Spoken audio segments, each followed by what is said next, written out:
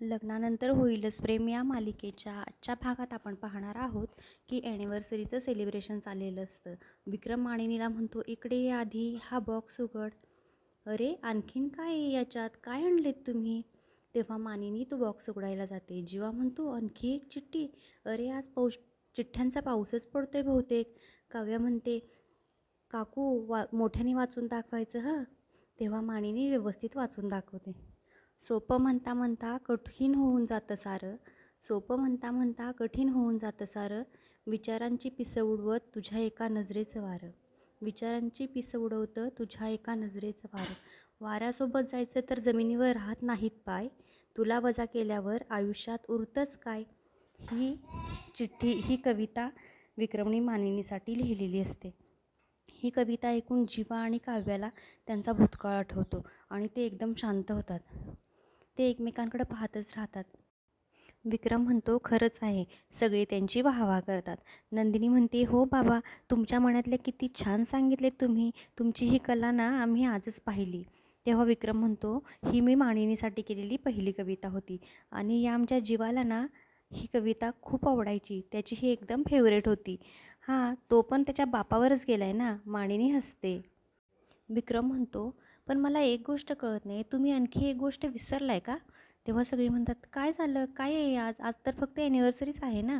तेव्हा विक्रम म्हणतो, नाही नाही, काहीतरी आहे अजून, बघा आठवून, तुम्ही विसरतायत आज काय आहे ते.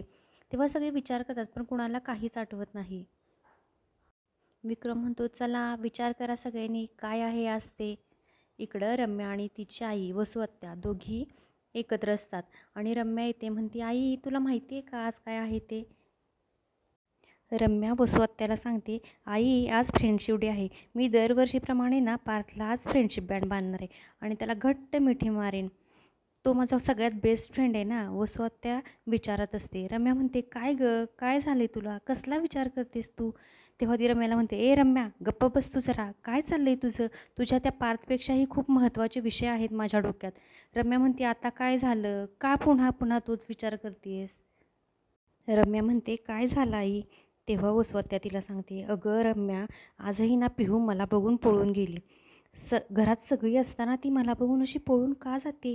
नक्कीच तिनं आपल्या दोघींचं बोलणं ऐकले, तिच्या डोक्यात नक्की काहीतरी चालले. अगं हे जर असंच चालू राहिलं ना, हे 2 वेळा झाले आणि आणखी एकदा जर असं झालं ना, तर हे घरचे सगळे आपल्या दोघींवर संशय घ्यायला लागतील आणि आपल्या दोघींना ना आरोपीच्या पिंजऱ्यात उभं करतील. काहीतरी करावं लागेल. तेव्हा रम्याला जीवा आणि नंदिनीचं बोलणं आठवतं की ते पिहूसाठी काउन्सिलरला बोलवणार असतात. ती म्हणते, अगं आई हो, मीही त्या दोघांना जीवानंदिनीला बोललेलं ऐकलंय की ते उद्या पिहूसाठी काउन्सिलरला बोलवणार आहेत आणि तिच्या मनात काय चाललंय ना हे काढणार आहेत. तेव्हा वसुहत्या म्हणते, काय? रम्या म्हणते, आई उद्या खूप मोठं वादळ येणार आहे. तेव्हा वसुहत्या म्हणते, त्या नंदिनीला काय वाटलं, तिची मनमानी मी या घरात नाही चालू देणार. काही झालं तरी पिहूच्या मनातलं गुपित मी कुणालाच कळू देणार नाही आणि हे तर मी नक्कीच करेन. काउन्सिलर येणार नाही आणि त्याची मी पूर्णपणे जबाबदारी घेते. इकडं विक्रम सर्वांना सांगत असतो की अरे वेड्यांनो, आज फ्रेंडशिप डे आहे, तुम्हाला हे माहीत नव्हतं का? मला माहीतच होतं की तुम्ही हे नक्कीच विसरला असणार. नका काळजी करू, मी आणले तुमच्यासाठी फ्रेंडशिप बँड. आणि तो सर्वांना फ्रेंडशिप बँड देतो. विक्रम सर्वांना म्हणतो, अरे बघताय काय माझ्याकडे, चला बांधा एकमेकांना फ्रेंडशिप बँड. तेव्हा ह्या चौघांचेही चेहरे उतरलेले असतात. ते मनातच विचार करत असतात, अरे आपल्या आयुष्यात चाललंय काय आणि हे काय चाललंय बाबांचं, आपण एकमेकांना कसं फ्रेंडशिप बँड बांधायचं, या विचारात ती चौघंही असतात. तेव्हा विक्रम म्हणतो, अरे बघू नका एकमेकांकडे, चला बांधा बँड बघू बरं. तेव्हा मानिनी म्हणते, अहो देशमुख, काय चाललंय तुमचं, एकतर यांना अगोदरच आपण त्यांच्या लग्नबंधनात अडकवलंय आणि हे फ्रेंडशिप बँड ही तुम्ही त्यांना जबरदस्ती बांधायला लावणार आहात का? जाऊ द्यात ना, त्यांना त्यांची स्पेस द्या, त्यांना त्यांच्या स्पेस देऊन त्यांनी एकमेकांना समजून घेऊ द्यात आणि त्यांनी त्यांच्या मैत्रीची सुरुवात करू द्या. विक्रमलाही तिचं म्हणणं पटतं आणि ते त्यांना म्हणतात, बरं बरं ठीक आहे, चला जावा आपापल्या रूममध्ये, चला जावा तुम्ही तुमच्या रूममध्ये आणि तुमचे हे फ्रेंडशिप बँड बांधून यायचं. हां, मी बघणार आहे तुमच्या हातात फ्रेंडशिप बांधलीत की नाही ते. आणि विक्रम मानिनीच्या हातात फ्रेंडशिप बँड बांधतो. तो म्हणतो, बायको ही आपल्या आयुष्यातली सगळ्यात जवळची मैत्रीण असते. बायकोची साथ आणि एकमेकांचा हात आयुष्यात कधीच सोडायचा नसतो. हा लाईफलाँग मैत्रीचा फंडा आहे आणि सुखी संसाराचा पायासुद्धा. इकडं जीवानंदिनी बँड घेऊन रूममध्ये येतात. दोघेही थोडे विचारातच असतात. विचार करत असतात की एकमेकांना कसं सांगायचं, हे बँड कसं बांधायचं. आणि दोघंही एकदमच एकमेकांना म्हणतात की मला तुमच्याशी काहीतरी बोलायचं आहे. तर जीवा म्हणतो तू बोल, नंदिनी म्हणते तुम्ही बोला. तेव्हा जीवाच म्हणतो की चल आपण हे फ्रेंडशिप बँड बांधूया. तेव्हा नंदिनी म्हणते कसं बांधायचं हे फ्रेंडशिप बँड, आपण हे फ्रेंडशिप बँड नाही बांधू शकत. तेव्हा जीवा म्हणतो अगं तुला कळतं आहे का, हे आपण हातात घेऊन नाही फिरू शकत ना. तेव्हा नंदिनी म्हणते अहो जीवा, पण हे आपण हातात पण बांधून नाही फिरू शकत, तुम्हाला कळत नाही का. तेव्हा जीवा म्हणतो अगं बांधलं तर काय प्रॉब्लेम आहे. तेव्हा नंदिनी म्हणते नाही बांधू शकत. जीवा म्हणतो आपण रूममेट्स आहोत ना, मग आपण फ्रेंडशिप बँड तर बांधूच शकतो. तेव्हा नंदिनी म्हणते फ्रेंडशिप हे खूप मोठी जबाबदारी आहे आणि मला नाही आता कुठली जबाबदारी घ्यायची, आणि हे मी तुम्हाला आधीच सांगितलं आहे. जीवा म्हणतो पण आपण जर हे नाही बांधलं तर सर्वांना संशय येईल ना. तेव्हा नंदिनी म्हणते संशय येण्यासारखं काय आहे त्यात, आपण तसंच वागतोय ना, घरच्यांना फसवतोच आहे ना आपण, मग काय प्रॉब्लेम आहे. बरं ठीक आहे, तुम्हाला वाटतंय ना तर तुमचं फ्रेंडशिप बँड तुम्ही तुमचं बांधा, माझं मी बांधते. तेव्हा जीवा म्हणतो ठीक आहे. जीवा म्हणत असतो की आपला आपण फ्रेंडशिप बँड बांधून घरच्यांची फसवणूक होणार आहे. नंदिनी म्हणते डिवोर्स पेपर फाईल करूनही आपण घरच्यांची फसवणूकच करतोय ना, मग त्यात वेगळं काय आहे. इकडं काव्य आणि पार्थ त्यांच्या रूममध्ये असतात. काव्या पार्थला सांगत असते ओ देशमुख चला ना आपण फ्रेंडशिप बँड बांधूया. तेव्हा पार्थ सिरियस झालेला असतो. पार्थ म्हणतो नाही मला नाही बांधायचं. काव्या म्हणते अहो तुम्हाला कळतंय का, हे बँड बाबांनी दिलेत आणि ते आपल्याला बांधायला सांगितलेत, चला ना बांधूयात ना आपण. अहो आपण असंच बाहेर गेलो तर आपल्याला घरचे 100 प्रश्न विचारतील, कोणाच्या कोणत्या प्रश्नाला तुम्ही उत्तर देणार आहात. पार तिथून उठून जातो. तेव्हा काव्या म्हणते अहो देशमुख बोला ना काहीतरी, किती भाव खाताय, एक साधं फ्रेंडशिप बँड बांधून घ्यायचं होत नाही का तुम्हाला. काय फरक पडणार आहे फ्रेंडशिप बँड बांधून घेतलं म्हणून. तेव्हा पार्थ म्हणतो तुम्हाला फरक पडत नसेल पण मला फरक पडतो. पार्थ म्हणतो काव्या आपण कुठल्या परिस्थितीतून जातोय हे लक्षात आहे ना तुमच्या, मला नाही जमत तुमच्यासारखं वागायला. तेव्हा काव्या म्हणते ओ देशमुख, बांधून घ्यायचं असेल तर घ्या, असे टोमणे नका देऊ मला, समजलं ना. पार्थ म्हणतो तुम्हाला बांधायचं असेल तर बांधा, नाही तर तुमची ती मैत्रीण आहे ना अनिशा, तिला बोलवून घ्या आणि तिला बांधायला सांगा. आणि आता पार्थ तिथून निघून जातो. काव्या एकटीच मनाशी बडबडत असते ओ देशमुख तुम्ही स्वतःला काय समजता हो, आता तर तुमच्याकडून मी फ्रेंडशिप बँड बांधूनच घेणार नाही. एक वेळ प्लास्टर बांधेन हाताला, पण तुमचं हे फ्रेंडशिप बँड अजिबात नको आहे मला, अशी ती एकटीच बडबडत असते. इकडं जीवा आणि नंदिनीच्या रूममध्ये ती दोघेही आपली आपली फ्रेंडशिप बँड बांधत असतात आणि मस्त म्युझिक चालू असतं. लग्नानंतर होईलच प्रेम या मालिकेचं टायटल सॉन्ग चाललेलं असतं. दोघंही एकमेकांना बघत फ्रेंडशिप बँड बांधत असतात. नंदिनीला तिचा भूतकाळ आठवत असतो की नंदिनीच्या हाताला कसं जीवा पट्टी करत असतो ते. जीवा त्याचं फ्रेंडशिप बँड बांधून घेतो आणि नंदिनीला काही त्याची गाठ बांधता येत नसते.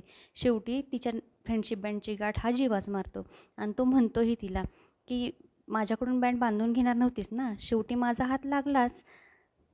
इकडे या दोघांचा फ्रेंडशिप बँडचा गोंधळ चाललेला असतो. तोपर्यंत तिथं पिहू येते. पिहू मस्त फ्रॉक घेऊन आलेली असते. पिहू म्हणते वहिनी सांग ना मला, मी उद्यासाठी यातला कुठला फ्रॉक घालू. नंदी म्हणते का, उद्या काय आहे. तेव्हा पिहू म्हणते अगं ॲनिव्हर्सरी नाही का, त्याचीच तर तयारी करते मी, तू सांग ना मला कुठला फ्रॉक घालू मी ते. तेव्हा नंदिनी तिला एक छान फ्रॉक सिलेक्ट करून देते आणि आणि ती पिहूला सांगते पिहू बाळा, उद्या तुला भेटायला ना एक काका येणार आहेत आणि ना ते तुझ्या मनातली सगळी भीती चुटकीसरशी दूर करून टाकतील. तेव्हा पिहू म्हणते कोण येणार आहे भेटायला मला. तेव्हा नंदिनी म्हणते कळेल तुला उद्या, उद्या येतील भेटायला आणि तुझं सगळं टेन्शन दूर होईल म्हणून. इकडे विक्रम मानिनीसाठी किचनमध्ये कॉफी बनवत असतो आणि तिथे काव्य येते. तेव्हा विक्रम काव्याला म्हणतो अहो कलेक्टरीन बाई, इथं काय आहे तुमचं, तुम्हाला लालदिव्याच्या गाडीतून फिरायचं आहे ना, मग तुम्ही इथं काय करताय, दा चला अभ्यास करा. तेव्हा काव्या म्हणते अहो बाबा, मला माहिती आहे माझा अभ्यास चालूच असतो, पण आज तुमची ॲनिव्हर्सरी आहे ना म्हणून ब्रेक घेतला आहे मी. तेव्हा विक्रम म्हणतो बरं बरं ठीक आहे, चल तुझ्यासाठी पण बनवू का कॉफी मी. तेव्हा काव्या म्हणते तुझ्यासाठी पण म्हणजे, म्हणजे काय ही कॉफी तुम्ही मानिनी काकूंसाठी बनवताय का. अरे वा, मानिनी काकू खूप लकी आहेत ना, किती छान, नवरा त्यांच्यासाठी कॉफी बनवून नेतोय. बाबा तुम्ही तर खूप डॅम्बिस आहात हा, अशी म्हणते ती. आणि विक्रम एकदम एकदम सिरियस होतो. काव्याला वाटतं आता विक्रमला राग आला आहे म्हणून काव्या त्याच्या हातातला कप घेते आणि कॉफी हलवायला लागते. तेव्हा विक्रम एकदम सिरियस होतो आणि म्हणतो, काय गं तुझ्या हातातलं फ्रेंडशिप बँड कुठं आहे? तेव्हा काव्याला काय सांगावं काही सुचत नाही.